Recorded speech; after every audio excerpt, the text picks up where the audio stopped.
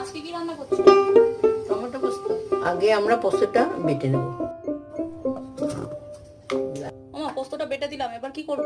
এখন টমেটোটা দিয়ে পোস্তটা বাটতে হবে। টমেটো আর পোস্তটা বাটা হয়ে গেছে, এখন এটা ঢেলে রাখলাম। 4 চামচ সর্ষের তেল দিলাম। তেলটা গরম হয়ে গেছে, এখন কালো জিরে, শুকনো লঙ্কা ফোড়ন দিয়ে দিচ্ছি।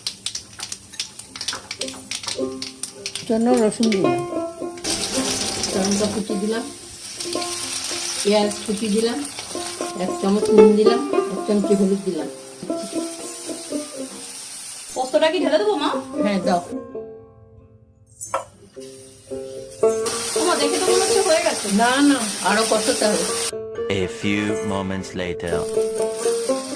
এবার কি হয়ে গেছে? হ্যাঁ, একটু চিনি দিয়ে নামিয়ে রাখলাম।